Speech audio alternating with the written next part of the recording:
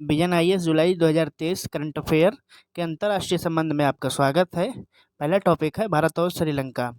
सुर्खियों में क्यों रहा है? तो जैसा कि हम जानते हैं कि भारत और श्रीलंका ने एक विजन डॉक्यूमेंट जो है जारी किया है, जिसका शीर्षक ये है कि कनेक्टिविटी को बढ़ावा दिया जाए। कनेक्टिविटी कैसी? कनेक्टिविटी को बढ़ावा देने से होगा क्या? समृद्धि को तेज किया जा सकता है और भारत और श्रीलंका के आर्थिक साझेदारी को मजबूत किया जा सकता है, उसको विजन को और बढ़ाया जा सकता है। इस संबंध में और कई तथ्य हैं। भारत ने और श्रीलंका ने दोनों मिल करके इसके पहले भी कई समझौते हस्ताक्षर किए हैं। जैसे कि श्रीलंका में यूनिफाइड यानी कि UPI unified payments interface UPI आधारित डिजिटल भुगतान सेवा की शुरुआत, त्रिकोमाली में नवीकरणीय ऊर्जा और आर्थिक विकास परियोजनाओं के लिए भारतीय रुपये का व्यापार, भारतीय रुपये के व्यापार के लिए मुद्रा को नामित करना, और उसके बाद में नागपट्टनम से लेकर के कांके संतुलित तक जो है वो नौका यात्राएं शुरू करना, जिससे व्यापार और यात्राएं जो हैं वो बढ़ेंगी और दोनों देशों के बीच एक बेहतर कनेक्टिविटी हो पाएगी। इसके पहले कि इसके संबंधों की बात करें, कनेक्टिविटी के बारे में बात करें, थोड़ा सा देखते हैं कि भारत की क्या भूमिका रही है श्रीलंका में जब आर्थिक संकट का दौर रहा है 2022 में। खास करके भारत एक पहला ऐसा देश है जिसने आईएमएफ से श्रीलंका को वित्तीय मदद और ऋण पुनर्गठन के लिए समर्थन किया था। भारत ने श्रीलंका को मुद्रा स्वैप, क्रेडिट लाइन सहित खाद्य वित्तीय सहायता में लगभग $4 बिलियन का प्रदान किया था। भारत ने आवश्यक वस्तुएं भी कई चीज़ें भेजी थी खेपों में, जैसे श्रीलंका को ईंधन भेजा था, खाद्य और उर्वरक भेजा था। ऐसी कई सारी चीज़ें हैं जो भारत जो है श्रीलंका को मदद कर रहा था। अब हम बात करते हैं श्रीलंका और भारत और श्रीलंका आर्थिक और कनेक्टिविटी संबंधों के बारे में। तो जैसा कि हम जानते हैं कि भारत और श्रीलंका मुक्त व्यापार समझौता 1998 में हस्ताक्षर किया गया, लेकिन 2000 में लागू किया गया। 2021 की बात करें तो लगभग $5.45 बिलियन जो है वो द्विपक्षीय व्यापार जो है भारत और श्रीलंका के बीच है। भारत जो है सबसे बड़ा एफडीआई भेजने वाला है, योगदानकर्ताओं में से एक है। श्रीलंका में कनेक्टिविटी की बात करें तो हवाई कनेक्टिविटी, जिसमें ओपन स्काई, एयर बबल व्यवस्था और ये सारी चीज़ें समझौते किए गए हैं पहले से ही। भारत और श्रीलंका के बीच सहयोग के अन्य क्षेत्र भी हैं, जैसे विश्व का 2/3 तेल का व्यापार श्रीलंका के दक्षिण भाग से होकर गुजरने वाले जलमार्ग से होता है। जैसा कि हम जानते हैं कि हिंद महासागर श्रीलंका से जुड़ा हुआ है, तो वहाँ से ही ये लगभग 2/3 तेल का व्यापार होता है। तो इसके साथ ही कंटेनर की सहायता से होने वाली 50% माल की आवाजाही भी इसी जलमार्ग से होती है।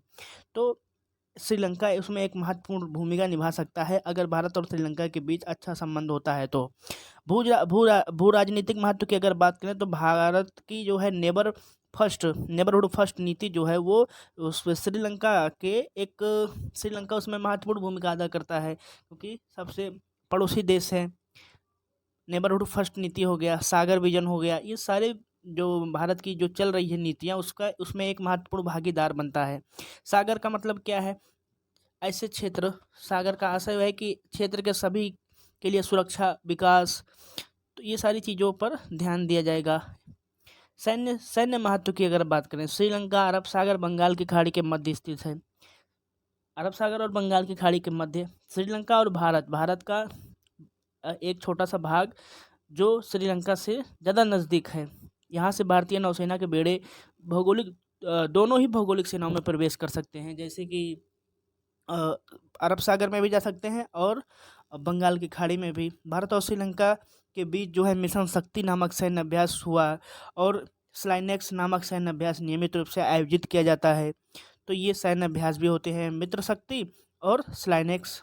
सांस्कृतिक महत्व की बात करें तो दोनों देशों में, भारत में भी और श्रीलंका में भी, बौद्ध धर्म संबंधित जो है बौद्ध संबंध का बहुत ज़्यादा आधार है। बौद्ध धर्म जो है वो बहुत ज़्यादा मजबूत है। श्रीलंका में बहुत बड़ी आबादी में तमिल आबादी रहती है, जो कि भारत के तमिलनाडु क्षेत्र के लोग रहते हैं।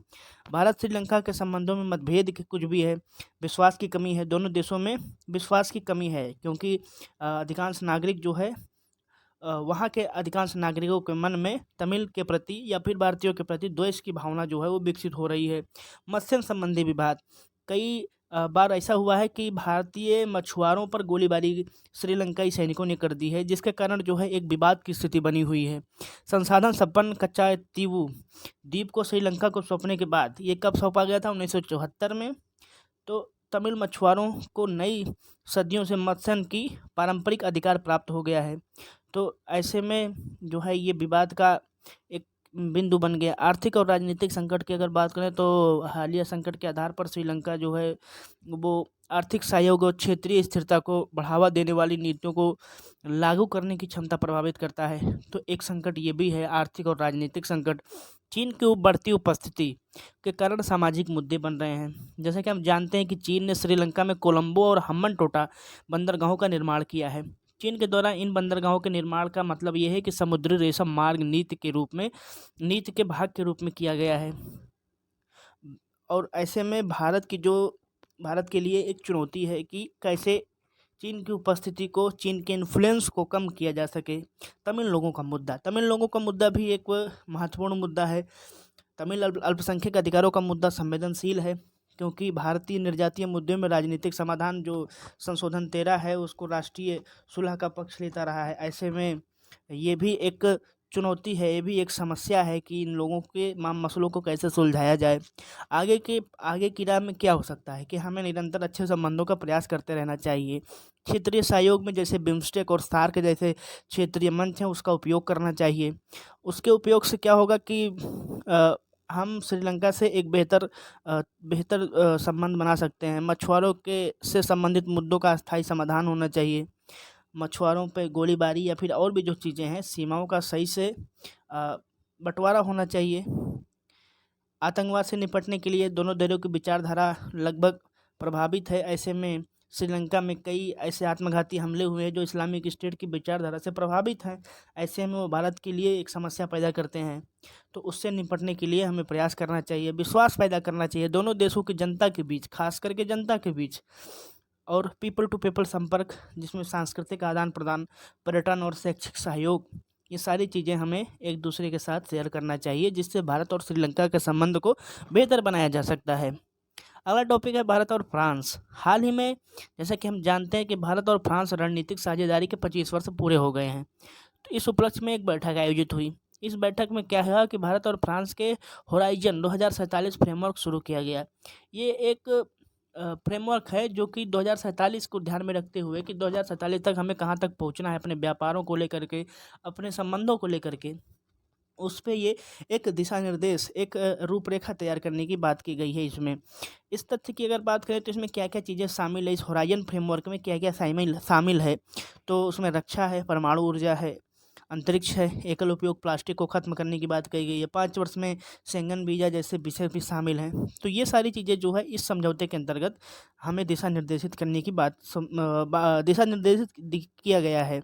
दोनों देश ने सुरक्षा और ग्रह लोगों पर ध्यान केंद्रित करते हुए 3 स्तंभों को अपनाया है। सुरक्षा, ग्रह और लोगों पर ध्यान केंद्रित किया है। अगले 25 वर्षों के लिए दोनों के बीच ये मार्गदर्शन करेंगे। दोनों देशों ने विशेष रूप से एआई, क्वांटम कंप्यूटिंग जैसी तकनीकों को महत्वपूर्ण प्रौद्योगिकी के संबंधों में महत्वपूर्ण जो है समझौता किया है। अब बात करें कि भारत के प्रधानमंत्री की फ्रांस में यात्रा जो की थी, तो उसका क्या निष्कर्ष निकला, तो पहली बात तो एकल उपयोग वाले प्लास्टिक पर जो उस पे चर्चा हुई, उसके उत्पादों पर प्रतिबंध लगाने सहित उत्पादों में होने वाले प्रदूषण को खत्म करने के लिए प्रतिबद्धता जो है वो प्रकट की गई। हिंद प्रशांत के लिए रोड मैप अपनाया गया। हिंद प्रशांत के लिए रोड मैप मतलब क्या है? मार्शले और मार्शले को में भारत का महावाणिज्यिक दूतावास और हैदराबाद में ब्यूरो डी फ्रांस खोलने की घोषणा की गई। एक दूतावास खोलने की बात की गई हैदराबाद में, ब्यूरो डी फ्रांस खोलने की। फ्रांस जो है वह संधारणीय शहरों पर भारतीय कार्यक्रम के दूसरे चरण जैसे सिटीज 2.0 का समर्थन करेगा, जिसमें पहले से जर्मनी और यूरोपीय संघ जो है वो वित्त पोषण कर रहे हैं। ऐसे में फ्रांस जो है भारत की कई तरीके से मदद करेगा। इंडियन ऑयल कॉरपोरेशन लिमिटेड और messrs total energy gas and power plant limited के बीच जो है वो इस समझौता हुआ है। उद्देश्य क्या है? दीर्घकालिक द्रवीभूत प्राकृतिक गैस बिक्री व खरीद समझौता करना। तो एक लंबे समय का एक प्लान बनाया गया है भारत और फ्रांस के संबंधों के बीच में। अब हम बात करें कि भारत और फ्रांस के संबंधों में सहयोग के क्षेत्र क्या क्या रहे हैं, तो जैसा कि ऊपर बताया गया है कि होराइजन फ्रेमवर्क में रक्षा एक महत्वपूर्ण विषय है। रक्षा की जहाँ बात करें तो हमने अभी राफेल खरीदा था, तो वहीं से खरीदा था। रक्षा क्षेत्र का आधुनिकीकरण फ्रांस और भारत में दोनों मिल करके प्रयास करेंगे, ऐसी बातें कही गई हैं। फ्रांस भारत के लिए उपकरणों का दूसरा सबसे बड़ा निर्यातक है। P-75 स्कॉर्पियन प्रौद्योगिकी हस्तांतरण हो, राफेल हो, जैसा कि हमने बताया कि राफेल हो गया। तो आर्थिक सहयोग की अगर बात करें तो भारत में फ्रांस जो है 11वां सबसे बड़ा विदेशी निवेशक है। तो ठीक है, 11वां सबसे बड़ा विदेशी निवेशक है। हाल ही में भारत में NPCI पेमेंट लिमिटेड NIPL और फ्रांस के लाइरा कलेक्ट के मध्य एक समझौता हुआ है। क्या समझौता हुआ है, उस समझौते का मतलब क्या है, किसके किसके बीच हुआ? NPIL यानी कि NPCI इंटरनेशनल पेमेंट लिमिटेड और फ्रांस में लाइरा कनेक्ट के मध्य एक समझौता हुआ, जिसका उद्देश्य है फ्रांस एवं यूरोप में UPI आधारित सेवाओं को शुरू करना। इससे क्या होगा, इससे जो है ना वहाँ के लोग भी UPI का यूज़ कर सकेंगे। और राष्ट्रीय भुगतान निगम के अधीन जो है एक सहायक इकाई है NIPL, तो ये जो है वहाँ भी UPI आधारित सेवा जो शुरू करेगा, जिससे भारत का लाभ होगा। आतंकवाद से निपटने के लिए दोनों देश की एक राय है। विकास को बढ़ावा देना, फ्रांस की विकास संस्था एजेंसी फ्रांसिस डेवलपमेंट ने भारत में लगभग 200 मिलियन यूरो आवंटित किए हैं, जिसका उद्देश्य क्या है कि कल्याणकारी उपाय करो, समाज और कमज़ोर वर्गों का समर्थन करो। भारत और फ्रांस के संबंधों का कालक्रम क्या रहा है, 1947 के बाद खास करके हुआ है। भारत ने फ्रांस के साथ जो है कूटनीतिक संबंध स्थापित किए हैं। जैसा कि हम जानते हैं कि भारत में कॉलोनी बनाने वाला फ्रांस भी एक उसमें था। तो ऐसे में 1954 में जब दिल्ली संधि के बाद जो है 5 प्रमुख फ्रेंच बस्तियां भारत को सौंप दी गई, तो ऐसे में संबंध जो है और थोड़ा मजबूत हो गए, क्योंकि फ्रांसीसी लोग जब जा रहे थे तो भारत को वो जो है स्टेट जो थे, वो राज्य जो थे, वो भारत को सौंप के गए, जो वहाँ पर उनका कब्जा था। 1998 रणनीतिक साझेदारी पर हस्ताक्षर की गई, जैसा कि ऊपर बताया गया, और धीरे धीरे संबंधों को और मजबूती की दिशा में आगे बढ़ाया गया। अब हम बात करेंगे जलवायु परिवर्तन का सामना करना। अंतर्राष्ट्रीय सौर गठबंधन ISA की शुरुआत दोनों ने मिलकर के की, उसके बीच सहयोग रहा है। सामरिक स्वायत्तता, फ्रांस और भारत का सामाजिक संबंध एक दूसरे के सामरिक स्वायत्त के सम्मान पर आधारित है कि एक दूसरे का सम्मान करेंगे। अंतर्राष्ट्रीय सहयोग की बात करें तो जब जब भी भारत को अंतर्राष्ट्रीय सहयोग की जरूरत होती है तो फ्रांस उसकी मदद करता है, खास करके संयुक्त राष्ट्र में, सुरक्षा परिषद में, आदि जो चीज़ों में उसमें सहायता करता है। उसके उदाहरण आप देख सकते हैं कि जब भारत MTCR का सदस्य बनना चाहता था तो फ्रांस ने समर्थन किया था, वासीनार व्यवस्था में समर्थन किया था, ऑस्ट्रेलिया समूह में शामिल होने के लिए समर्थन किया था। ऐसे में सारी चीज़ें हैं जो भारत और फ्रांस के संबंधों को और मजबूत करती हैं। भूसामरिक महत्व क्या है? 2018 में भारत और फ्रांस जो है हिंद महासागर क्षेत्र में भारत फ्रांस सहयोग के संबंध ले संयुक्त सामरिक विजन पर सहमत हुए थे। सामरिक मिशन कैसे?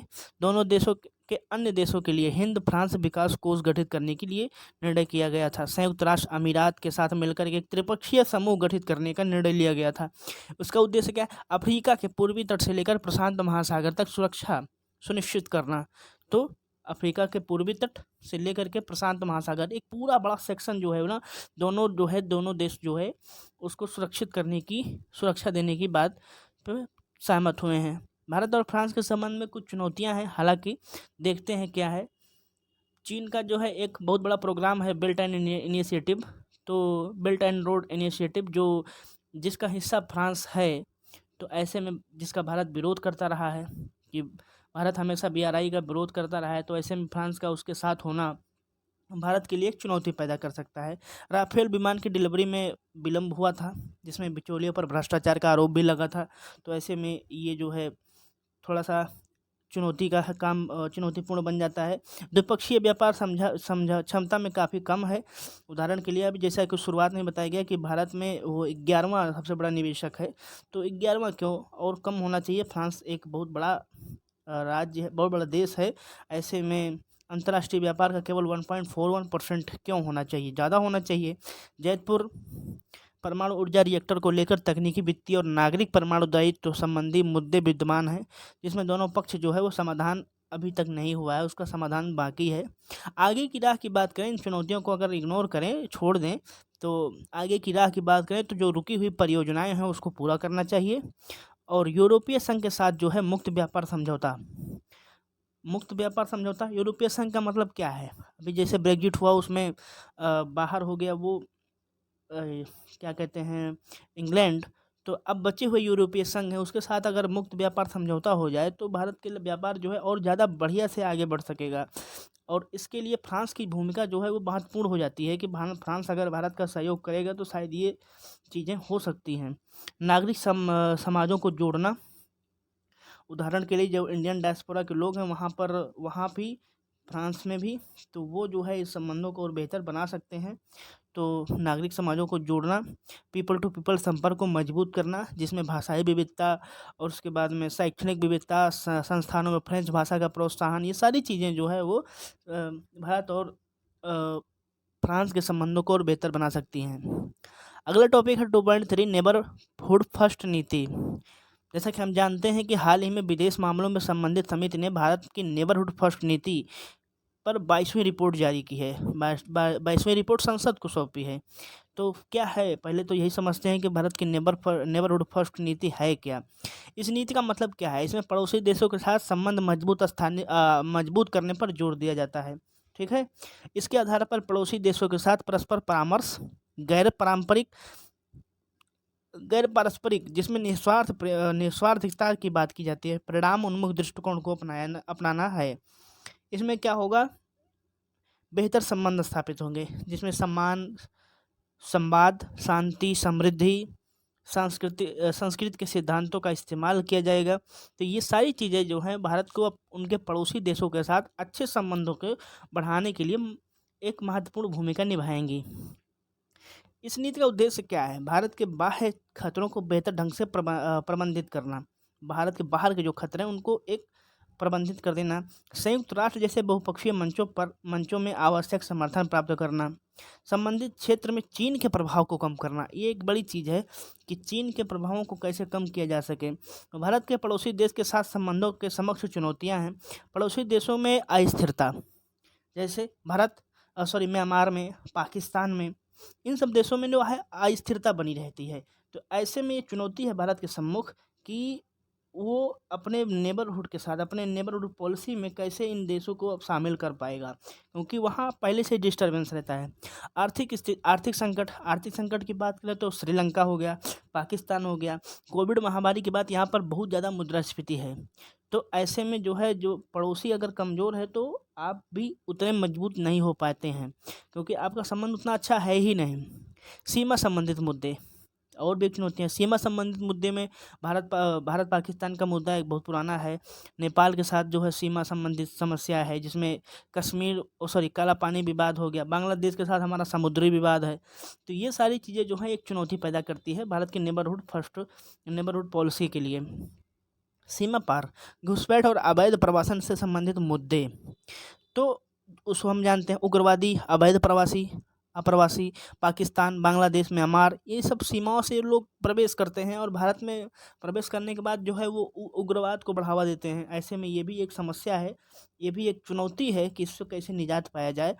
नदी जल बंटवारा में हम जानते हैं कि हमारे यहाँ दो तीन बंटवारे हैं जिसको लेकर के हमेशा विवाद रहा है, जिसमें एक सिंधु हो गई, दूसरी तीस्ता हो गई। सिंधु का विवाद पाकिस्तान से, तीस्ता का विवाद बांग्लादेश से। तो ये जो है विवाद चल रहा है। ऐसे में ये भी एक चुनौती है कि उस संबंध को कैसे मजबूत किया जा सके। बेहतर पड़ोसी देशों, पहले ये देखते हैं पड़ोसी देश में भारत द्वारा की गई पहल। तो भारत ने तो कई पहल की है, देखते हैं, आपको याद भी रखना चाहिए कि कौन सी पहल है। तो अफगानिस्तान में डेलाराम से जरांज तक सड़क और संसद भवन जैसी अवसंरचना परियोजनाएं। तो जैसा कि आप संसद भवन के बगल आसपास की अवसंरचना परियोजनाएं देखते हैं, तो वैसे ही वहाँ पर ऐसी परियोजनाएं शुरू की गई हैं। मालदीव में ग्रेटर माले कनेक्टिविटी परियोजना हो गई। भूटान में पंचवर्षीय योजना विकासात्मक सहायता प्रदान करना हो गया। मानवीय सहायता के लिए कोविड-19 के टीके, आपदाओं के दौरान प्रबंधन सहायता, नेपाल में ऑपरेशन मैत्री, ये सारी जो चीज़ें हैं वो भारत ने किया है अपने पड़ोसी देशों के लिए। श्रीलंका में यूपीआई भुगतान पेमेंट्स प्लेटफॉर्म को शुरू करने की अभी पहले टॉपिक में हम लोग देख रहे थे। भूटान में रुपे कार्ड का उपयोग जो है, तो ये सारी जो चीज़ें हैं जो भुगतान प्रणाली को भूटान में और मजबूत करेगा। भारत की जो नेबरहुड फर्स्ट नीति है उसको बढ़ाने में एक महत्वपूर्ण रोल करता है, लेकिन ये पर्याप्त नहीं है। अब हम बात करेंगे बेहतर पड़ोसी नीति के लिए समिति की सिफारिशें। क्या सिफारिश जो दिया है?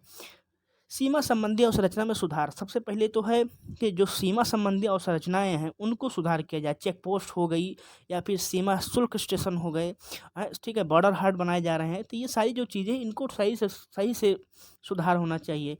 लोगों के बीच संबंधों में सुधार। लोगों के बीच संबंधों में सुधार का मतलब क्या है? पर्यटन को बढ़ाइए, पर्यटन के साथ सांस्कृतिक ऐतिहासिक संबंधों को साझा कीजिए। तो ये सारी चीज़ें जब करेंगे तब आपका जो है राजनीतिक स्तर पर संवाद जो है और अच्छे तरीके से हो सकेगा और कई चुनौतियों का समाधान आपको मिल पाएगा। पहले से चल रही मानवतावादी सहायता, विकासात्मक परियोजनाओं का कार्यान्वयन, लाइन ऑफ क्रेडिट की व्यवस्था को जारी किया जाना चाहिए। निष्कर्षतः हम कह सकते हैं कि हम अपने पड़ोसी देशों के साथ तभी अच्छा व्यवहार नेबरहुड फर्स्ट नीति को लागू कर सकते हैं जब हम उनके साथ ऐतिहासिक, सांस्कृतिक, भाषाई, भौगोलिक इन सभी मुद्दों को ध्यान में रखते हुए उनके साथ संबंध को मैत्रीपूर्ण बनाएं। अब हम बात करेंगे अगले टॉपिक की, भारत की ऊर्जा कूटनीति।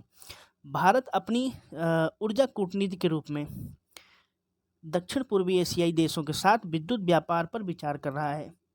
विद्युत का यह व्यापार म्यांमार और थाईलैंड के माध्यम से किया जाएगा। जैसा कि हम जानते हैं कि ऊर्जा की जो समस्या है वो न केवल भारत बल्कि विभिन्न देश जो हैं वो फेस कर रहे हैं, ठीक है। ऐसे में किसी एक स्रोत पर, खास करके मध्य एशिया के कुछ देशों पर निर्भर रह जाना, ये जो है किसी भी देश के लिए उचित नहीं है। ऐसे में दूसरा विकल्प जल्द से जल्द ढूंढना पड़ेगा। तो भारत ने उसी को ध्यान में रखते हुए एक कूटनीतिक ऊर्जा कूटनीति जो है शुरू की है, जिसमें हम विद्युत का व्यापार जो है म्यांमार, थाईलैंड के माध्यम से करेंगे। ऊर्जा का कूटनीति से तात्पर्य क्या है? सरकार की ऊर्जा क्षेत्र से जुड़ी विदेशी गतिविधियों से संबंधित है। इस गतिविधियों का लक्ष्य क्या है? देश की ऊर्जा सुरक्षा को सुनिश्चित करना। कैसे करेंगे? ऊर्जा क्षेत्र में व्यावसायिक अवसरों को बढ़ावा देना। इसका लक्ष्य क्या है? ऊर्जा के एक संधारणीय स्रोत के रूप में सुरक्षित, साथ साथ आर्थिक समृद्धि को सुनिश्चित करना है, ठीक है। राष्ट्रीय खतरों, जोखिमों का सामना करने, उन्हें कम करने, उन्हें समाप्त करने, ऊर्जा क्षमताओं में विदेश नीति के एक साधन के रूप में प्रयोग करना। तो ठीक है, जो कोई भी देश अगर उसके पास ऊर्जा संपन्न देश है तो अपनी शर्तों के अनुसार दूसरे देश को अपनी शर्तों को मानने के लिए बाध्य भी कर सकता है, जिसका उदाहरण आप मध्य एशियाई के कुछ देख सकते हैं। भारत ऊर्जा कूटनीति कैसे अपना रहा है? तो पहला पॉइंट, विद्युत पारेषण करके 2014 में विद्युत सहयोग के लिए सार्क ऊर्जा समझौता का हिस्सा बना है, जिसमें क्या है, भारत, नेपाल, भूटान, बांग्लादेश सब सबको विद्युत निर्यात करता है। तो ऐसे में कोई भी देश अगर किसी देश को विद्युत मतलब ऊर्जा से संबंधित है, ऊर्जा निर्यात करता है, तो वह देश उसके प्रति कृतज्ञ या फिर कहें कि उसके प्रति जो है एक निष्ठा बन जाती है, उसके संबंधों में बेहतर होता है। तो भारत के आयात निर्यात निर्देश जो है वो 2018 में जारी किए गए हैं। उसी के आधार पर भारत जो है अपना ऊर्जा का निर्यात करता है भारत के पड़ोसी देशों के लिए, जिसमें नेपाल, भूटान, बांग्लादेश और ये सारे देश हैं। नवीकरणीय ऊर्जा पारेषण, अंतर्राष्ट्रीय सौर संगठन ISA, one world one sun one grid पहल। इसमें क्या है, भारत जो है वो अलग अलग क्षेत्रीय ग्रिडों को एक साझे ग्रिड से जोड़ने का प्रयास कर रहा है। साझे ग्रिड से जोड़ेगा, जो कि नवीकरणीय ऊर्जा को स्थानांतरित करेगा। अगला जो है ऊर्जा का महत्वपूर्ण जो स्रोत है वो pipe connectivity, Turkmenistan, Afghanistan, Pakistan, Bharat, जिसमें TAPI पाइपलाइन परियोजना जो है तुर्कमेनिस्तान से शेष 3 देशों को प्राकृतिक गैस भेजा जाएगा। तो अगर किसी देश की ऊर्जा सुरक्षा को भारत अगर पूरी तरीके से या फिर कहें कि लगभग 50% के ऊपर संभालता है, तो भारत का सीधे सीधे इन्फ्लुएंस उस देश की राजनीति पे, उस देश के साथ, उस देश के संबंध के साथ सीधे सीधे पड़ सकेगा, जो कि भारत के लिए एक अच्छा संकेत है। आर्थिक व्यापार भी बढ़ेगा और उसका इन्फ्लुएंस भी बढ़ेगा। परमाणु ऊर्जा सहयोग, भारत अमेरिका असैन्य परमाणु समझौता, भारत जापान असैन्य परमाणु समझौता। तो ऊर्जा के लिए परमाणु का भी परमाणु ऊर्जा से संबंधित ये सारी चीज़ें हैं जिसमें भारत, अमेरिका और जापान से समझौता किया हुआ है। जल विद्युत सहयोग में देखिए किसके किसके साथ किया है। भारत भूटान में ताला, चूखा, कुरिचू और मंग देचू जल विद्युत संयंत्रों से विद्युत आयात करता है। तो इन जगहों से विद्युत आयात करता है। भारत नेपाल की कई जल विद्युत परियोजनाओं में शामिल है और इसमें महाकाली संधि, ऊपरी कर्णाली परियोजना, अरुण परियोजना, ये सारी परियोजनाएं जो है शामिल हैं। तो ये सारी चीज़ें जो है भारत की ऊर्जा सुरक्षा को बेहतर कर सकता है, मजबूत कर सकता है, जो कि भारत का एक प्लस पॉइंट होगा। हालांकि इस कूटनीति से संबंधित कुछ चुनौतियां भी हैं। एकल क्षेत्र पर भारत की निर्भरता, उदाहरण के लिए एकल क्षेत्र कैसे, भारत की निर्भरता अभी किस पर है, तेल पर है, गैस पर है। अपने कुल आयात का 60% जो है फारस की खाड़ी से आयात करता है। तो ये सारी चीज़ें जो है इसको कम करेगा। ये इसीलिए ये कूटनीति का प्रयोग किया जा रहा है। विद्युत शुल्क में क्या है, विद्युत पर पारेषण पर शुल्क तय करना एक चुनौतीपूर्ण कार्य है। तो ये भी एक चुनौती सामने आती है। तकनीकी बाधाओं में क्या हम देखते हैं कि ऊर्जा क्षेत्र अत्यधिक तकनीकी गहन क्षेत्र हो चुका है और योजनाकर्ता भी इसका अभिन्न अंग बन गए हैं। ऐसे में तेल और विकास के लिए एक महत्वपूर्ण योजना होनी चाहिए जो कि तकनीकी संपन्न होनी चाहिए। साइबर सुरक्षा बहुत ज़रूरी है। कोयले पर अत्यधिक निर्भरता, जैसे कि हम जानते हैं कि विद्युत उत्पादन में कोयले की हिस्सेदारी लगभग 50% है, जबकि गैर जीवाश्म स्रोतों की हिस्सेदारी जो कि 43% है। तो ऐसे में जो है इस पर अधिक निर्भरता भी भारत के लिए एक चुनौती है। और संरचना से संबंधित बाधाएं, सीमाओं के पार पाइपलाइन और ट्रांसमिशन ग्रिड जैसे ऊर्जा और संरचना के विकास एवं रखरखाव को एक चुनौतीपूर्ण कार्य हो जाता है। तो अवसरक्षा संबंधित भी चुनौतियां हमें देखने को मिलती हैं। आगे की राह के लिए यही है कि आयात विविधीकरण होना चाहिए, केवल एक चीज़ पर निर्भर नहीं होना चाहिए। उदाहरण के लिए जैसे केवल तेल और गैस पर नहीं बल्कि दूसरे स्रोत भी होने चाहिए आयात के। तो अगला क्या है, भौगोलिक लाभ भी क्या हो सकता है, जैसे कि भारत जो है ऊर्जा समृद्ध जो भी क्षेत्र हैं जो उसके ज़्यादा निकट हैं, जहाँ पर उसको ऊर्जा कम खपत होती है, वहाँ से वो आयात करे, वहाँ से उसका लाभ उठा सके। निवेश और वित्तीय संसाधन, 2025 तक अंतर्राष्ट्रीय वित्तीय क्षेत्र में सौर ऊर्जा के लिए लगभग $2 बिलियन निर्धारित किया गया है। तो एक अच्छी चीज़ है ये। बेहतर निगरानी के लिए जो है भारत जो है सीमा पार ग्रिडों को प्रशासित करने के लिए काफ़ी चीज़ें जो है व्यवस्थाएं कर रहा है। अब हम थोड़ा सा बात करेंगे इंटरनेशनल सोलर अलायंस की, अंतर्राष्ट्रीय सौर गठबंधन ISA की। भारत उसका एक सदस्य है। वर्तमान में नवीकरणीय ऊर्जा को बढ़ावा देने के लिए संयुक्त राष्ट्र प्रणाली ने के तहत किसी विशेष एजेंसी की स्थापना नहीं की गई है। ऐसे में नवीकरणीय ऊर्जा ISA नवीकरणीय ऊर्जा और विशेष रूप से सौर ऊर्जा का इस्तेमाल को बढ़ावा देगा। तो ये एक बहुत बड़ी बात है। आप इसके नाम से ही देख सकते हैं अंतर्राष्ट्रीय सौर गठबंधन, ये तो इसमें ज़्यादातर सौर ऊर्जा के इस्तेमाल को बढ़ावा दिया जाएगा। और ISA में वैश्विक सौर क्षमता के निर्माण हेतु वैज्ञानिक कूटनीति को बढ़ावा देने के लिए एक बहुआयामी दृष्टिकोण अपनाया जाएगा। भारत भविष्य में ठीक उसी प्रकार नवीकरणीय ऊर्जा का प्रमुख आपूर्तिकर्ता बन सकता है जैसे कि मिडिल ईस्ट के देश हैं, मध्य पूर्व के जो देश हैं। ISA भारत के लिए एक सहयोग के रूप में विकसित होगा। उसके बाद में वैश्विक और राष्ट्रीय स्तर पर निवल शून्य उत्सर्जन का स्तर हासिल करने के लिए नवीकरणीय ऊर्जा की मांग जो है वो तेज़ी से बढ़ेगी। ऐसे में हमारे पास जो है कई चीज़ों का सामना करना पड़ेगा, कई बाधाओं का, जिसमें पवन ऊर्जा के लिए उच्च वेग वाली पवन की आवश्यकता होगी, पनबिजली की आवश्यकता होगी, उच्च प्रवाह की आवश्यकता होगी। ये सारी चीज़ें जो हैं जो ज़्यादा आवश्यकता होगी, इस पे भारत को अभी भी ध्यान रखना चाहिए। कई परियोजनाएं हैं जो इनके लिए चल रही हैं। ऐसे विकास के लिए भारत का वैकल्पिक मॉडल है, पारदर्शिता, समावेशी विकास जैसे मूल्यों पर आधारित है। और उसके बाद में वन सन वन वर्ल्ड और वन ग्रिड के लक्ष्य के साथ जो है उष्णकटिबंधीय क्षेत्र में एक वैश्विक ग्रिड विकसित करने हेतु प्रयासरत है। घरेलू स्तर पर भी आवश्यक भूमि की कमी, सौर ऊर्जा के विकास हेतु उपकरणों के आयात संबंधित मुद्दों और जीवाश्म ईंधन पर निर्भरता को कम करने में जो समस्याएं आएंगी उसको दूर करने में यह सक्षम है। भारत, जैसा कि हम जानते हैं कि उष्णकटिबंधीय क्षेत्र में है, भारत से कर्क रेखा होकर के गुजरती है। ऐसे में हमें सूर्य का ज़्यादा से ज़्यादा उपयोग करना चाहिए। अब हम बात करेंगे अगले टॉपिक की, जिसका नाम है बहुपक्षीय विकास बैंक को मजबूत करना। बहुपक्षीय विकास बैंक क्या है? Multilateral development bank.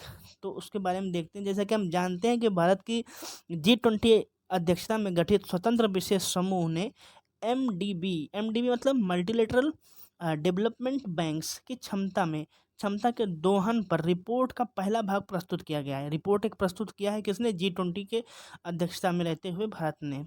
इससे तथ्य क्या है? बहुपक्षीय विकास बैंक का क्या मतलब है, थोड़ा देखते हैं। संप्रभु राष्ट्रों द्वारा स्थापित सुपर नेशनल संस्थाएं हैं। ये देश इन संस्थानों के शेयर धारक भी हैं। विश्व बैंक, एशियाई बैंक, उसके बाद में Asian infrastructure investment bank AIIB, कुछ ऐसी संस्थाएं हैं जो कि इसकी सहायता करती हैं। इस रिपोर्ट में MDB के लिए ट्रिपल एजेंडे का प्रस्ताव किया गया है। कौन सा प्रस्ताव है? तिहरी भूमिका निभाएगा। ट्रिपल मैंडेट को अपनाया गया है। कौन से मैंडेट है? चरम गरीबी को समाप्त करना, साझा समृद्धि को बढ़ावा देना, ग्लोबल पब्लिक गुड्स यानी कि जिसमें शांति, समृद्धि, स्वास्थ्य, ये सारी चीज़ें हैं, इसको ध्यान दिया जाएगा। तो ये सारी बातें हैं। वित्त 2030 तक जो है वो सतत विकास प्रतिबद्धता को 3 गुना करना है। तो ये भी एक बड़ी चीज़ है। इस तंत्र में और भी क्या चीज़ें हैं? तीसरे वित्त पोषण तंत्र के गठन के लिए प्रस्ताव किया गया है। लचीली और नवोन्मेषी व्यवस्थाओं के लिए अनुमति दी जाएगी। अब बात करते हैं कि मल्टीलेटरल डेवलपमेंट बैंक का महत्व क्या है। वैश्विक अर्थव्यवस्था को स्थायित्व प्रदान करने के लिए एक अंतर्राष्ट्रीय स्तंभ है। वैश्विक अर्थव्यवस्था, ध्यान रखने की बात है, वैश्विक अर्थव्यवस्था को स्थापित करने के लिए एक अंतर्राष्ट्रीय मंच है। जैसे 2008 में वित्तीय संकट आया था, तो MDB ने 222 बिलियन डॉलर उपलब्ध करवाए थे। तो ऐसे में अगर कोई सिचुएशन बनती है तो MDB जो है उसकी सहायता करेगा। विकासशील और अल्प विकसित देशों के लिए समृद्धि को बढ़ावा देगा। विकासशील देश में क्या बढ़ावा देगा? बुनियादी ढांचा को, ऊर्जा सुरक्षा को, शिक्षा को, और भी जो परियोजनाएं हैं स्वास्थ्य संबंधित, क्योंकि उसके ऊपर चुनौती उसके मैंडेट में है स्वास्थ्य भी। तो स्वास्थ्य संबंधित ये सारी चीज़ों की सहायता वो विकासशील और अल्प विकसित देशों में करेगा। निम्न लागत व लंबी अवधि वाला वित्त पोषण प्रदान करना। 2030 तक 4 गुना तक बढ़ाना है। किसको? जो SDG गोल हैं विकासशील देशों के, उनको प्राप्त करना है। उन पे वित्त देना हो गया। अप्रत्यक्ष रूप से निजी निवेश आकर्षित करना, इनडायरेक्टली रूप से निजी निवेश को भी आकर्षण दिया गया। प्राइवेट प्लेयर भी आकर के निवेश कर सकते हैं। MDB की समस्याएं हैं। क्या समस्याएं हैं? कुछ चुनौतियां भी हैं उसके सामने, जैसे संरचना संबंधित समस्याएं। संरचना में क्या है? काफ़ी पुराना फ्रेमवर्क हो चुका है। कुछ क्षेत्रीय मुद्दों पर ध्यान केंद्रित करते हैं। MDB के बीच जो है वो आयात प्रतिस्पर्धा और समन्वय जैसी जो चीज़ों हैं उसकी समस्या दिखती है। विकासात्मक वित्त पोषण हेतु मांग में वृद्धि दिखती है। ठीक है, लगातार मांग में वृद्धि हो रही है। जलवायु परिवर्तन, महामारी, खुली सीमाएं, प्रवासन, ये जो नई चुनौतियां बढ़ रही हैं, ये भी एक प्रकार की MDB की चुनौतियां हैं कि जो है अब इन पर जो है ध्यान नहीं दे पा रहा है MDB। चीन के अलावा उभरते बाजारों और विकासशील अर्थव्यवस्थाओं में जलवायु कार्रवाई व सतत विकास लक्ष्यों की प्राप्ति के लिए 2030 तक लगभग $3 ट्रिलियन के अतिरिक्त वित्त पोषण की आवश्यकता होगी। ऐसे में इसकी आपूर्ति कर पाना बहुत मुश्किल है। तो एक समस्या ये भी है। शर्तों के साथ वित्त पोषण। शर्तों के साथ का मतलब क्या है? जब भी पैसा किसी देश को ये देता है तो उसमें नीतिगत शर्तें होती हैं, कठोर नियम होते हैं, लंबी वार्ताएं होती हैं, और कई सारी प्रक्रियाएं होती हैं जो उच्च अप्रत्यक्ष लागत जिसमें शामिल होती है। ऐसे में उस देश के लिए वित्त पोषण ले पाना ये असंभव हो जाता है। तो एक जटिल प्रक्रिया है, एक समस्या है। MDB के फोकस पर विवाद। फोकस का मतलब क्या है? फोकस किस पे रहता है? USA के नेतृत्व वाले कुछ शेयर धारक MDB से ऋण नहीं लेते हैं। ऐसे में निम्न आय वाले देश जो हैं उन पे जो है वो फोकस जो है वो कम रह जाता है। नए MDB में चीन की भूमिका क्या है? न्यू डेवलपमेंट बैंक AIIB से प्रभाव निरंतर वृद्धि होने के कारण चीन का एक डोमिनेंस जो है वो दिखता है विदेश नीति में और MDB में भी। भारत को भी ग्लोबल साउथ की चिंताएं। ग्लोबल साउथ की चिंताओं का मतलब क्या है? जिसमें खाद्य ऊर्जा पूर्ति सुनिश्चित करना, प्रौद्योगिकी हस्तांतरण, एनर्जी ट्रांजिशन, और ये सारी चीज़ें जो हैं जिसका सामना ये लगातार कर रहा है। भारत के लिए संभावित लाभ क्या हो सकते हैं? तो विकासात्मक परियोजनाओं के लिए आर्थिक वित्त मिल सकता है। और क्या हो सकता है, त्वरित अनुमोदन पर मदद मिल सकती है। ठीक है, एमडीबी के लिए और क्या हो सकता है, वैश्विक आर्थिक स्थिति को मजबूत बनाया जा सकता है और तकनीकी और नवाचार में समर्थन या प्रोत्साहन मिल सकता है। तो भारत के लिए ये संभावित लाभ हो सकते हैं अगर एमडीबी उसकी मदद करता है तो। एमडीबी को मजबूत करने और ट्रिपल एजेंडा को साकार करने हो तो कुछ सिफारिशें की गई हैं। कौन सी सिफारिशें हैं? प्रत्येक एमडीबी के विजन दस्तावेज में परिवर्तन करना, औपचारिक रूप से तिहरी भूमिका को अपनाना, जैसे गरीबी उन्मूलन, साझा समृद्धि को बढ़ावा देना और ग्लोबल पब्लिक गुड्स का समावेशन करना चाहिए। तो ये जो चीज़ें हैं, एक सिफारिश की गई है कि ऐसा करना चाहिए। वित्त पोषण के स्तर में वृद्धि करना, खास करके 3 गुना तक बढ़ाया जाना चाहिए। एमडीबी में सतत ऋण जो है वो 3 गुना तक बढ़ाया जाना चाहिए, यानी कि पैसे को बढ़ाया जाना चाहिए। Over account non concessional finance को बढ़ा करके 300 बिलियन डॉलर करना चाहिए। ऐसे में जो अब तक 90 बिलियन डॉलर तक था, सॉरी, रियायती वित्त को बढ़ाकर जो रियायती वित्त है उसको 90 बिलियन डॉलर तक करना चाहिए। G20 के सदस्य देशों को वैश्विक चुनौती के लिए नए वित्त पोषण तंत्र स्थापित करने पर विचार करना चाहिए। नए लोचील कानूनी और संस्थागत तंत्र विकसित करना, एमडीबी प्रणाली के बाहर जो है आवश्यक सहायता गतिविधि करना, जिससे लोगों के बीच जो है सामंजस्य बन सके, संस्थाओं के बीच सामंजस्य बन सके, वित्तीय संरचना का सही इस्तेमाल किया जा सके, ऐसे में ये आवश्यक है। एसडीजी और जलवायु निवेश के लिए घरेलू स्तर पर संसाधनों को जुटाया जाना चाहिए। ऐसे में एक सिफारिश ये बहुत महत्वपूर्ण है कि घरेलू स्तर पर ये काम होने चाहिए। एसडीजी निवेश की व्यापक आर्थिक अनिवार्यताओं को पूरा करने के लिए एमडीबी और आईएमएफ के बीच जो है वो संबंध घनिष्ठ होने चाहिए। संबंध यानी कि समन्वय होना चाहिए, दोनों में एक सहमति होनी चाहिए। ऑपरेटिंग मॉडल में क्या है? एमडीबी को अपने परिचालन और वित्तीय व्यवसाय मॉडल में परिवर्तन करने की आवश्यकता है। ठीक है, परियोजना की तैयारी के लिए समय सीमा कम की जानी चाहिए। और भी कई सारी चीज़ें हैं। ज्ञान और सलाहकार सेवाओं का उन्नयन किया जाना चाहिए एसडीजी के लिए। एसडीजी लक्ष्यों को ध्यान से उसी पे काम करना चाहिए। ऐसी कई सिफारिशें हैं जो इस समिति ने की है, जो कि काफ़ी महत्वपूर्ण है एमडीबी के लिए। अब हम बात करेंगे अगले टॉपिक की, इसका नाम है संघाई सहयोग संगठन एससीओ सुर्खियों में क्यों रहा है? तो जैसा कि हम जानते हैं कि संघाई सहयोग संगठन का एक वर्चुअल शिखर सम्मेलन हुआ था। तो इस सम्मेलन में नई दिल्ली घोषणा पत्र हस्ताक्षर किया गया है। नई दिल्ली घोषणा पत्र क्या है, थोड़ा समझते हैं। सबसे पहले समझते हैं संघाई सहयोग संगठन है क्या।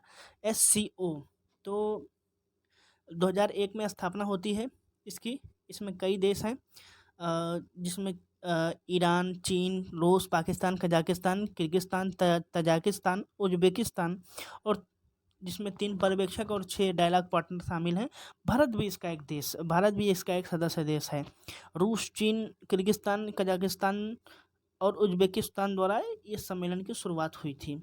संरचना क्या है? एक राष्ट्रीय अध्यक्ष होगा, राष्ट्रीय अध्यक्षों की परिषद होगी, जो कि सर्वोच्च निर्णय लेने वाली संस्था होगी। सरकार के प्रमुख की परिषद होगी, जो कि दूसरी सर्वोच्च परिषद के रूप में, संस्था के रूप में काम करेगी। 2 अस्थायी निकाय होंगे, एक सचिवालय, एक क्षेत्रीय आतंकवाद विरोधी संरचना। सचिवालय कहाँ होगा आपका? बीजिंग, चीन में। दूसरा आतंकवाद क्षेत्रीय आतंकवाद विरोधी संरचना कहाँ होंगी? ताशकंद में। तो ये सारी चीज़ें, इसके लक्ष्य और उद्देश्य क्या होंगे? तो सुरक्षा संबंधित चिंताओं का समाधान करेगा, सीमा संबंधित मुद्दों का समाधान करेगा, सैन्य सहयोग और खुफिया जानकारी साझा करेगा, आतंकवाद का मुकाबला करेगा, शिक्षा, ऊर्जा, परिवहन आदि क्षेत्रों में सहयोग करेगा। तो ये सारी चीज़ें जो है वो एससीओ जो है उसका उद्देश्य है। अभी जो शिखर सम्मेलन हुआ है उसमें क्या क्या घोषणाएं हुई हैं, तो उसको हम देखते हैं। विषय क्या क्या रहे हैं? Towards a secure SCO. यहाँ सिक्योर से आशय का मतलब क्या है? मतलब SECURE, उसको अलग अलग नामों से अलग अलग चीज़ों को शामिल कर दिया गया है। नागरिकों की सुरक्षा, एस का मतलब सिक्योरिटी ऑफ सिटीजन, आर्थिक विकास, इकोनॉमिक डेवलपमेंट, क्षेत्र की कनेक्टिविटी इन द रीजन, एकता यानी कि यूनिटी, संप्रभुता एवं क्षेत्रीय अखंडता के प्रति सम्मान, respect of sovereignty and integrity, पर्यावरण संरक्षण, एनवायरनमेंट प्रोटेक्शन। तो ये जो है ना सारे सिक्योर के नाम पे ही एक एक पॉइंट जो है वो सेट किया है, जिसमें नागरिकों की सुरक्षा, आर्थिक विकास, क्षेत्रीय कनेक्टिविटी, एकता, संप्रभुता, क्षेत्रीय अखंडता के प्रति सम्मान और पर्यावरण को भी संरक्षण देने की बात इसमें कही गई है। ये क्या है, नई दिल्ली घोषणा पत्र है। इसमें ध्यान देने ये वाली बात यह है कि भारत के प्रधानमंत्री ने सिक्योर पद को प्रस्तुत किया। भारत के प्रधानमंत्री का मतलब प्रधानमंत्री मोदी ने सिक्योर जो है वो चीज़ें को प्रस्तुत किया। इस सम्मेलन में भारत की अध्यक्षता में वर्चुअल माध्यम से आयोजित किया गया। भारत अध्यक्ष था। इस सम्मेलन में ही ईरान को नए सदस्य के रूप में शामिल किया गया। एससीओ क्षेत्रीय आतंकवाद रोधी संगठन भी प्रभावी गतिविधि पर भी ध्यान दिया गया, क्योंकि दूसरा बड़ा संस्थान है। दो ही हैं, एक बीजिंग में है, एक ताशकंद में है। तो ये ताशकंद वाला है। एससीओ का महत्व क्या है भारत के लिए और भी दूसरे देशों के लिए, खास करके भारत के परिप्रेक्ष्य में हम बात करेंगे तो भारत के लिए भू राजनीतिक महत्व है। कैसा महत्व? बहुगुटवाद और रणनीतिक स्वायत्ता बनाए रखने के लिए। बहुगुटवाद का मतलब भारत में वो विश्व में एक वैकल्पिक आर्थिक संरचना का हिस्सा बने रहने में मदद करेगा। निश्चित रूप से भारत को एक वैकल्पिक आर्थिक संरचना को बनाना चाहिए। पश्चिमी देशों पर या पश्चिमी संस्थाओं पर हमें डिपेंड पूरी तरीके से नहीं होना चाहिए। हमें एक वैकल्पिक आर्थिक संरचना होनी चाहिए, जो कि एससीओ एक महत्वपूर्ण संस्था बन सकता है और बना रहा है। क्षेत्रीय स्थिरता को बढ़ावा देना। क्षेत्रीय स्थिरता में खास करके जो हमारे आसपास के जो इसमें शामिल देश हैं उनके में स्थिरता रहे। एससीओ के तत्वाधान में अफगानिस्तान के साथ जो है वो क्षेत्रीय सहयोग बने। अफगानिस्तान कंटेंट ग्रुप ACG का गठन किया गया है। रूस यूक्रेन युद्ध पर जो है संघर्ष पर चर्चा की गई है और उसमें शांति पर जोर दिया गया है कि भाई आप लोग भी शांति रखिए। द्विपक्षीय संबंधों को मजबूत करना। द्विपक्षीय संबंधों में मतलब संचार की सुविधा, और भी जो देश हैं और भी जो चीज़ें हैं जैसे चीन के साथ संबंध भी बेहतर होने चाहिए। क्षेत्रीय कनेक्टिविटी को बढ़ावा देना। क्षेत्रीय कनेक्टिविटी में पर एससीओ महत्वपूर्ण भूमिका निभाता है, क्योंकि भारत की नेबरहुड फर्स्ट नीति में भी वही देश लगभग आसपास रहते हैं। भारत की सॉफ्ट पावर और आर्थिक सहयोग को बढ़ावा देने के लिए एक मंच है, जिसमें Turkmenistan, Afghanistan, Pakistan, Bharat TAPI pipeline परियोजना जो चल रही है, अंतर्राष्ट्रीय उत्तर दक्षिण परिवहन गलियारा हो गया, चाबहार परियोजनाएं हो गई, और भी ये सारी चीज़ें हैं जो कि महत्वपूर्ण भूमिका निभाती हैं। अब हम बात करेंगे RATS राइट्स के बारे में। मुख्यालय कहाँ पर है इसका? मुख्यालय है इसका ताशकंद, उज्बेकिस्तान। ये क्या काम है? एससीओ चार्टर या आतंकवाद, अलगाववाद, अतिवाद से निपटने के लिए संघाई कन्वेंशन के रूप में कार्य करता है। तो एक अलग से कन्वेंशन है कि ये कार्य करता है। 2001 में विश्व शिखर सम्मेलन के दौरान स्थापित किया गया था। 2001 में स्थापित किया गया है। अपने सदस्यों से आतंकवादियों एवं आतंकी संगठनों के डेटा को एकत्रित करता है, डेटाबेस बना के रखता है। अब हम बात करेंगे अगर थोड़ा सा कि इसके महत्व में, तो क्षेत्रीय व्यापार और सांस्कृतिक संबंधों को प्रोत्साहित करेगा। भारत के आसपास के जो देश हैं उनके साथ सांस्कृतिक संबंध भी काफ़ी अच्छे होने चाहिए। स्टार्टअप और नवाचार जिससे बढ़ेगा। डिजिटल समावेशन, युवाओं को सशक्त बनाना, परंपरागत चिकित्सा, साक्षी बौद्ध विरासत। जैसा कि हम जानते हैं कि अफगानिस्तान और भी कई देशों में, खासकर चीन में भी बौद्ध जो है वो काफ़ी, बौद्ध धर्म जो है काफ़ी महत्वपूर्ण भूमिका निभाता है। तो ऐसे में भारत जो है एक बेहतर कनेक्ट जो है कर सकता है। काशी को एससीओ की पहली पर्यटन और सांस्कृतिक राजधानी घोषित किया गया है। तो ये एक बहुत बड़ी उपलब्धि है काशी के लिए भी और भारत के लिए भी। आतंकवाद रोधी प्रयासों को बढ़ावा देना। भारत में आतंकवाद रोधी प्रयासों को मजबूत करना।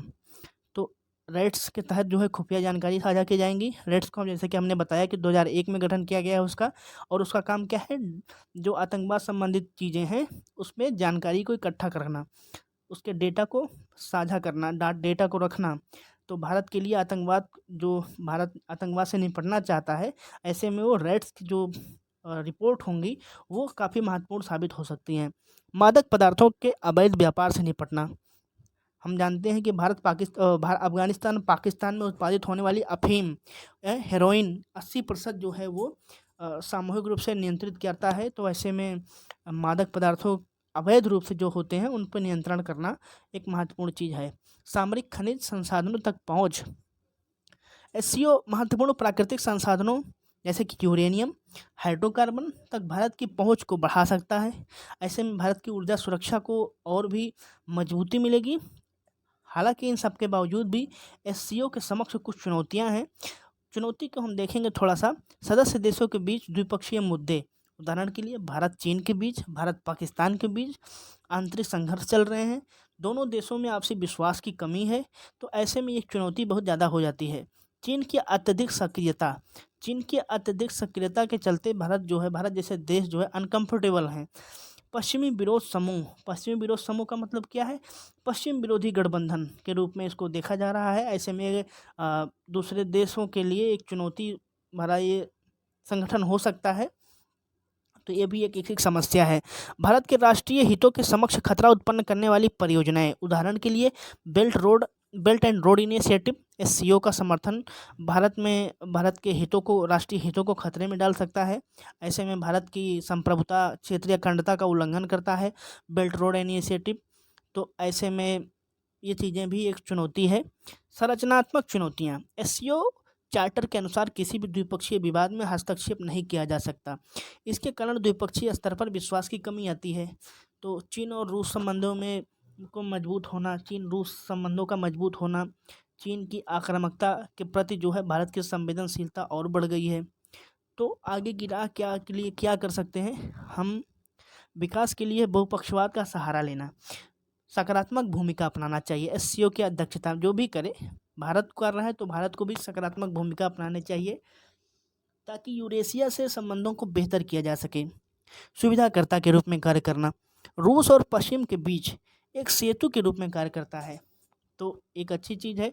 राष्ट्रीय हितों को बढ़ावा देना, एससीओ के एजेंडे और प्रगतिशील कार्यक्रम को विकसित करने और अपने राजनयिक व कूटनीतिक विकास का इस्तेमाल करता है। विदेश नीति की स्वायत्ता बनाए रखना, जिसमें क्वाड है, ब्रिक्स है, सार्क है, आसियान है, ये सारी जो चीज़ें हैं, तो विदेश नीति में इन सबके पर एक स्वायत्ता बनी रहे, क्षेत्रीय गठबंधन में संतुलित रूप से विकास हो, विकल्प प्रदान करे। तो ये जो चीज़ें हैं वो आगे की राह के लिए महत्वपूर्ण हो सकता है। रचनात्मक भूमिका होनी चाहिए, यानी कि जो भी करो भारत के एक रचनात्मक दृष्टिकोण होना चाहिए, जिससे कि चीज़ों को और बेहतर किया जा सके, ना कि उसको और ख़राब किया जा सके। अब हम बात करेंगे अगले टॉपिक की, काला सागर अनाज समझौता।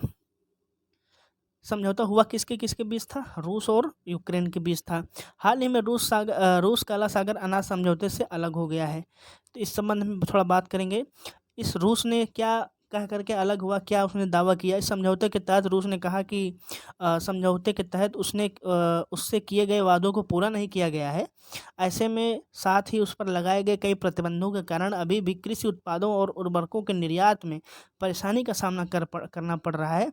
समझौते के बाद यूक्रेन ने मुख्य रूप से उच्च और मध्यम आय वाले देशों को निर्यात किया है, और गरीब देशों को केवल 3% ही निर्यात किया गया है।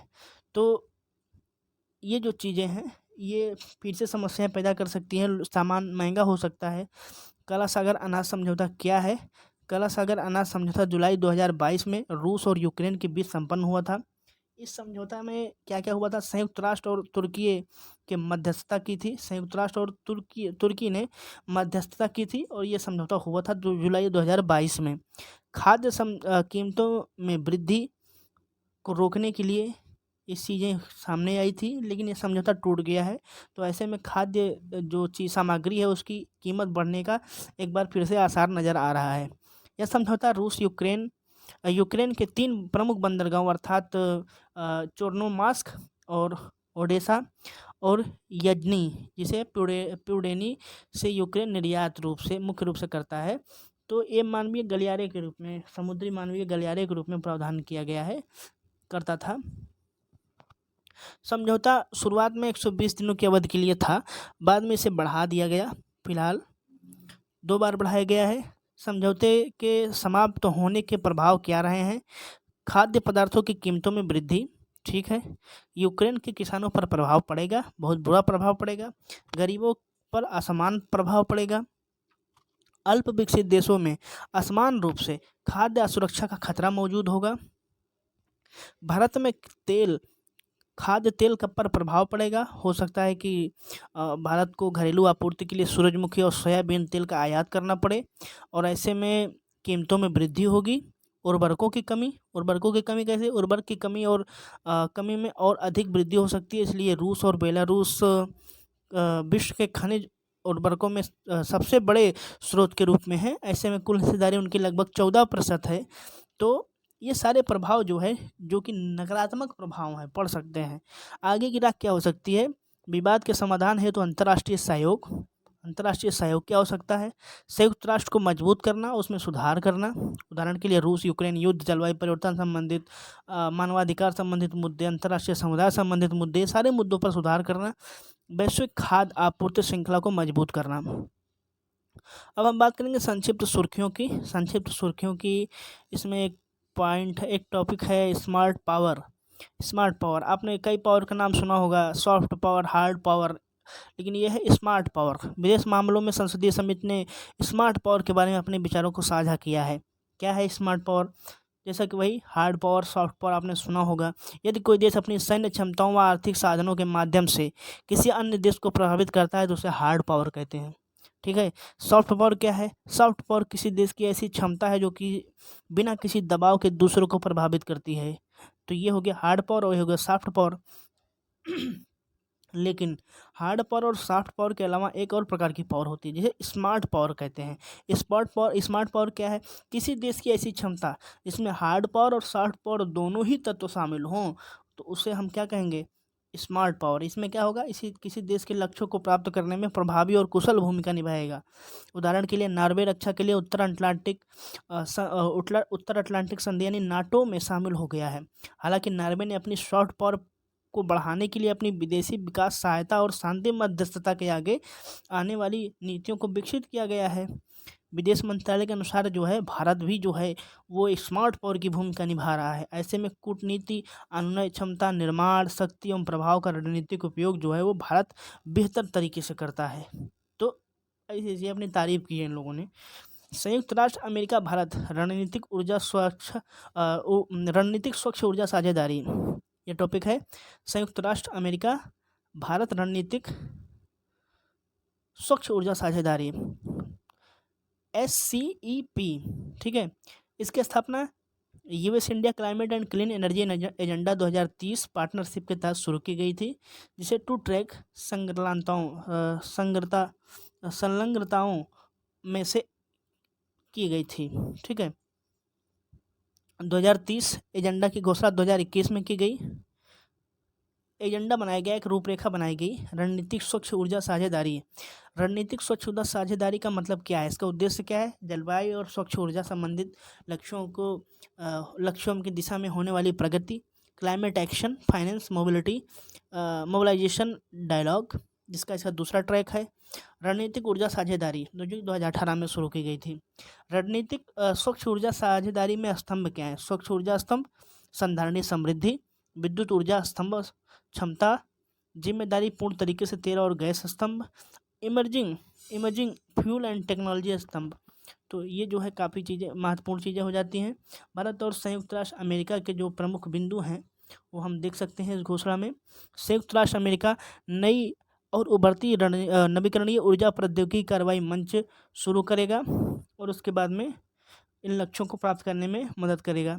सार्वजनिक निजी ऊर्जा भंडारण कार्यबल का गठन किया गया है। नवीकरणीय ऊर्जा के बड़े पैमानों पर एकीकरण में सहायता प्रदान की जाएगी। South Asia group for energy की शुरुआत की गई है। नेट जियो शून्य उत्सर्जक गाँवों को विकसित करने की दिशा में काम किया जाएगा। और उसके बाद में इमर्जिंग फ्यूल एंड टेक्नोलॉजी स्तंभ के तहत कार्बन कैप्चर, यूटिलाइजेशन कैप्चर को शामिल किया गया है। तो ये जो चीज़ें हैं वो ऊर्जा की सुरक्षा को मजबूत करेंगी। भारत और संयुक्त अरब अमीरात, इंडिया एंड यूएई। भारत और यूएई ने स्थानीय मुद्राओं में व्यापार के लिए समझौते पर हस्ताक्षर किया है। इसका महत्व क्या होगा? इसका काम क्या होगा? इसका उद्देश्य है सीमा पार लेन देन में भारतीय रुपये और संयुक्त राष्ट्र अमीरात के दिरहम में उपयोग को बढ़ावा दिया जाएगा, यानी कि अपनी घरेलू मुद्राओं में ये लोग अपना व्यापार करेंगे। भारत के लिए यूएई का महत्व क्या है? बहुत बड़ा महत्व है। यूएई 2022-23 में भारत का तीसरा सबसे बड़ा व्यापारिक भागीदार देश बन गया है। साथ ही यूएई दूसरा सबसे बड़ा निर्यातक गंतव्य देश भी है। तो ऐसे में द्विपक्षीय संबंध अगर घरेलू मुद्राओं में होंगे तो काफ़ी अपनी घरेलू मुद्राओं को बढ़ावा देने में काफ़ी मजबूती मिलेगी। 2022 में यूएई में भारत के साथ जो है वो आर्थिक भागीदारी समझौता हस्ताक्षर करने वाला पहला देश था। तो ऐसे में एक महत्वपूर्ण चीज़ है ये, भारत और यूएई के संबंध को और मजबूती मिलेगी। और अब बात करें कि स्थानीय मुद्राओं के उपयोग से क्या होगा। निवेश को बढ़ावा मिलेगा, लेन देन की लागत और लेन देन निपटान करने में समय की कमी आएगी। ठीक है, भारत जो है अपना यूपीआई प्लेटफॉर्म के साथ जोड़ सकता है। दोनों सहमत भी हुए हैं। अपने घरेलू कार्ड्स, स्विचेज, रुपे स्विच, उसके बाद में यूज स्विच, ये सारी चीज़ों से भी भारत जो है उसको जोड़ सकेगा। और भारत अपने जो तकनीकी जो बनाया हुआ है उसको काफ़ी विकास मिल सकता है। भारत की स्ट्रक्चर्ड फाइनेंशियल मैसेजिंग सिस्टम को यूएई के मैसेजिंग सिस्टम से जोड़ा जाएगा। अबू धाबी में आईआईटी दिल्ली का परिसर स्थापित करने के लिए एक समझौता हुआ है। ऐसे में यह तंजानिया के बाद विदेश में आईआईटी का दूसरा परिसर होगा। तो एक विकास के लिए जो है ना दोनों देश मिल करके एक अच्छी शुरुआत कर रहे हैं। ठीक है, अगला टॉपिक है बहुक्षेत्रीय तकनीकी और आर्थिक सहयोग के लिए बंगाल खाड़ी पहल, बिम्स्टेक जिसे कहेंगे। बिम्स्टेक क्या है थोड़ा बहुत आप जानते होंगे। शुरू करते हैं। विदेश मंत्रियों की बैठक हुई है कहाँ, थाईलैंड में संपन्न हुई है। भारत ने थाईलैंड की राजधानी बैंकॉक में स्थित बिम्स्टेक विदेश मंत्रियों की अब तक की ये पहली बैठक में भाग लिया है। एक क्षेत्रीय संगठन है बिम्स्टेक। ठीक है, 1997 में बैंकॉक घोषणा पत्र हस्ताक्षर किया गया था। सचिवालय कहाँ पर है इसका, ढाका में है। तो प्रारंभ किसने किया था, प्रारंभ में 4 सदस्य थे, बांग्लादेश, भारत, श्रीलंका, थाईलैंड। बाद में जो है तब इसका संक्षिप्त नाम था।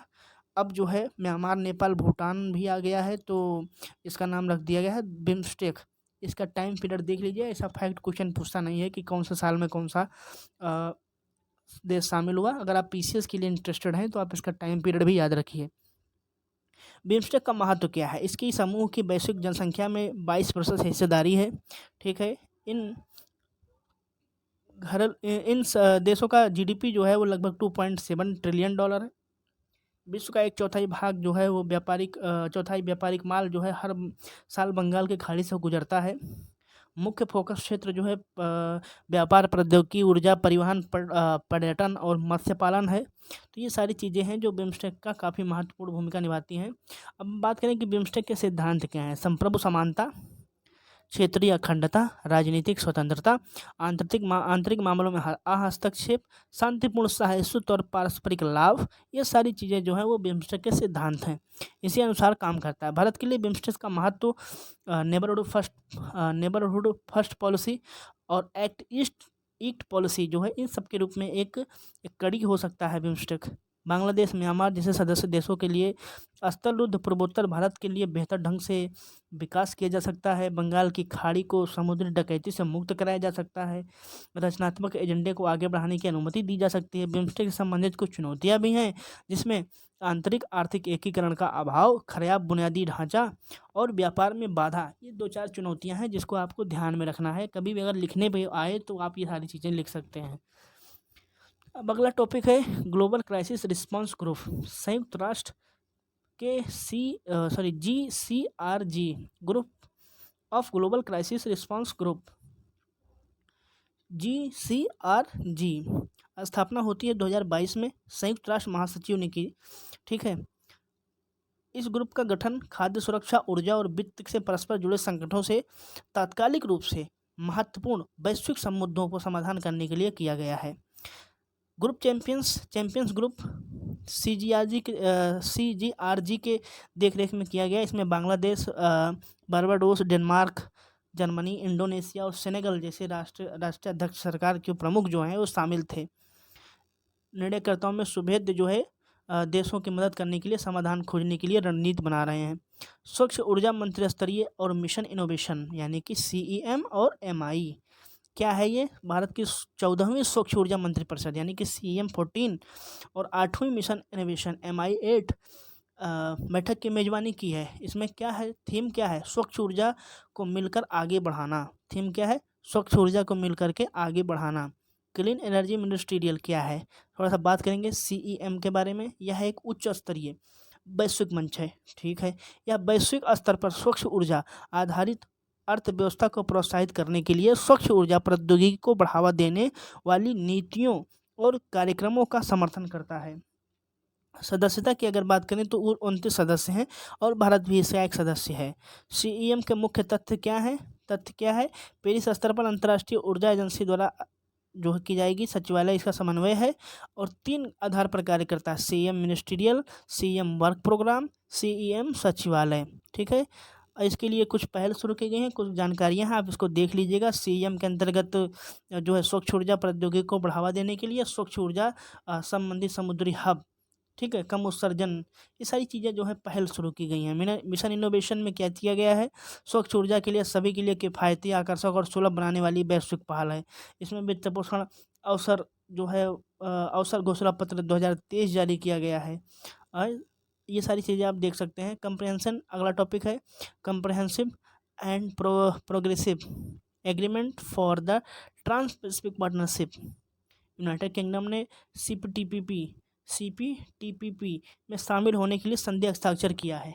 तो एक मुक्त व्यापार समझौता है, 2018 में शुरू हुआ था, सहमति बनी थी। 11 देश थे इसमें: Australia, Brunei, Canada, Chile, Japan, Malaysia, Mexico, New Zealand, उसके बाद में पेरू, सिंगापुर और वियतनाम। CPP में शामिल होने से भारत को क्या लाभ हो सकते हैं? तो प्रतिस्पर्धात्मकता, ट्रैफिक कम होगा, निर्यात कम खर्चीले में होगा, तो ये सारी चीज़ें लाभ होगा, नए ग्राहकों तक पहुंच होगी, बाजार की पारदर्शिता बढ़ेगी, ठीक है। अब जो है यूनाइटेड किंगडम CPTPP में शामिल होने वाला 12वां सदस्य देश होगा। UK भी शामिल हो रहा है, यूरोप का पहला देश भी होगा, ठीक है।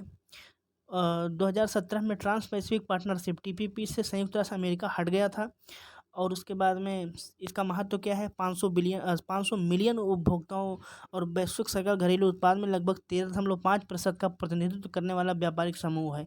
तो एक बड़ा समूह है। अगर भारत वहाँ तक पहुँचता है, इसकी सदस्यता लेता है, तो भारत को नए प्लेयर मिलेंगे, नए नए लोग मिलेंगे, नए प्रतिस्पर्धा बढ़ेगी, नए ग्राहक मिलेंगे, पारदर्शिता भी बढ़ेगी, ठीक है। भारत CPP का हिस्सा क्यों नहीं है? तो ये कृषि क्षेत्र में किसानों को लगातार सस्ते सब्सिडी वाले निर्यात के कारण बाजार जो है वो भारत बाहर है। भारत में जेनरिक दवा का बाजार की नकारात्मक रूप से प्रभावित करेगा। विनिर्माण क्षेत्र में शुल्क मुक्त व्यापार में आहत प्रतिस्पर्धा का सामना करने में सक्षम नहीं हुए। निश्चित रूप से एक ग्रुप से भारत अगर जुड़ता है तो कुछ ना कुछ लाभ तो जरूर होगा, लेकिन जो हमारे जो बेसिक चीज़ें हैं, खास करके कृषि, जेनरिक दवा, ये सारी विभागों में हमें थोड़ा नुकसान उठाना पड़ सकता है, इसलिए भारत अभी शामिल नहीं हुआ है।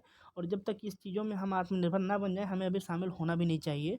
और अगर आत्मनिर्भर बनते हैं या फिर उसके कगार पर हैं, तो हमें इसमें शामिल भी होना चाहिए, क्योंकि ये विकास के लिए बहुत ज़्यादा महत्वपूर्ण साबित हो सकता है। अगला जो अंतिम टॉपिक है वो है European sky shield initiative, ESSI। Australia और स्विट्जरलैंड ESSI में शामिल हुए हैं, ठीक है। ESSI का लक्ष्य क्या है? नाटो की एकीकृत वायु और मिसाइल रक्षा को मजबूत करने के लिए एक यूरोपीय वायु व मिसाइल रक्षा प्रणाली स्थापित करना, ठीक है। इसमें क्या है? रूस द्वारा यूक्रेन पर आक्रमण करने के बाद जर्मनी ने इस पहल का नेतृत्व किया था। ECCI के सदस्यों की संख्या 19 है, जिसमें बेल्जियम, बुल्गारिया, चेक गणराज्य, नॉर्वे, स्लोवाकिया और उसके बाद में यूनाइटेड किंगडम आदि लोग शामिल हैं। अंतिम टॉपिक ये है ऑर्कनेय द्वीप। ऑर्कनेय द्वीप जो है वो यूनाइटेड किंगडम से अलग होकर नॉर्वे का एक स्वशासित राज्य क्षेत्र बनने की अपनी मंशा प्रकट की है, ठीक है। स्कॉटलैंड के उत्तर पूर्व में स्थित है ये, आप मैप में जा करके देख सकते हैं, स्कॉटलैंड के उत्तर पूर्व में ऑर्कनेय द्वीप। आप इसको ध्यान में रखिए, कभी भी ये क्वेश्चन प्रीलिम्स में पूछ सकता है कि ये द्वीप कहाँ पर है, ठीक है। लगभग 70 छोटे द्वीपों का समूह है, ठीक है, जिसमें केवल 20 केवल 20 में से ही मनुष्य की बसावट है। 15वीं शताब्दी में के अंत में यह नॉर्वे और डेनमार्क के शासन के अधीन था। इसके बाद जो है स्कॉटलैंड के अधीन हो गया। इसमें यूनेस्को के 4 विश्व धरोहर स्थल शामिल हैं, जिसमें अस्कारा ब्रे, रिंग ऑफ ब्रोडगर और स्टैंडिंग स्टोन्स ऑफ स्टेननेस और मैसिव चैम्बर्ड टॉम्ब। नाम याद रखिएगा, बहुत अजीब नाम है सब ये, तो हो सकता है कि कभी एक आध क्वेश्चन बना दे इससे। द्वीप का नाम है ऑर्कनेय द्वीप। तो इस प्रकार आपका अंतर्राष्ट्रीय संबंध जो है वो ख़त्म होता है। धन्यवाद।